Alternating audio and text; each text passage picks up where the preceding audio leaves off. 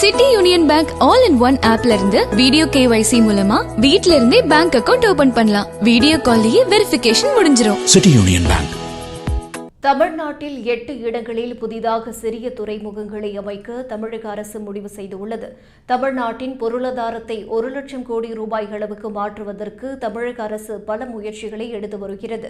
அதன் ஒரு பகுதியாக பொருட்களை தங்கு தடையின்றி கொண்டு செல்வதற்கு சிறிய துறைமுகங்கள் முதல் பெரிய துறைமுகங்கள் வரை அமைக்கப்பட்டு வருகின்றன.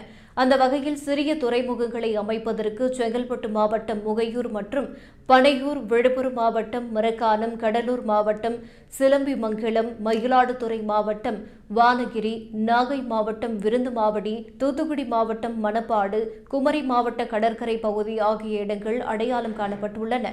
இந்த துறைமுகங்களை உருவாக்க தனியார் முதலீட்டாளர்களுக்கு அழைப்பு விடுக்கப்பட்டுள்ளது. சிறிய துறைமுகங்கள் அமைய இருக்கும் இடத்தில் கடல் வாணிபத்திற்கு அரபிக்கடல், வங்காள விரிகுடா, தீபகற்ப கடற்கரை நுழைவு வாயிலாக இருக்கிறது. கடற்கரையோரத்தில் போதுமான ஆழம், முழு கடற்கரையோரத்திலும் நெடுஞ்சாலை மற்றும் ரயில்வே இணைப்பு பாதைகள் இருக்கின்றன. தொழில்நுட்ப ரீதியாக சிறந்த வல்லுநர்கள் மற்றும் திறமையான மனித வளம் உள்ள மாநிலமாக தமிழ்நாடு தெரிவிக்கப்பட்டுள்ளது.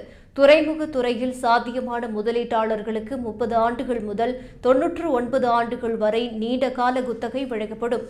தொழில்துறைக்கு உகந்த நிகழ்வான துறைமுக கொள்கை வகுக்கப்படும். கடலோர சுற்றுலா, கப்பல் கட்டும் தொழில்கள் மற்றும் கடல் உணவு பதப்படுத்துதலை ஊக்குவித்துதலுக்கு இந்த சிறிய துறைமுகங்கள் பயன்படும் என அரசு அறிவித்துள்ளது. 15 ஆண்டுகளுக்கு முன்னாலேயே இந்த திட்டத்தை குஜராத் அரசு சிறப்பாக செயல்படுத்திய பிறகு தேர்தல் நேரத்தில் திடீர் விழிப்புணர்வு பெற்று தமிழக அரசு இந்த திட்டத்தை அறிவித்துள்ளது.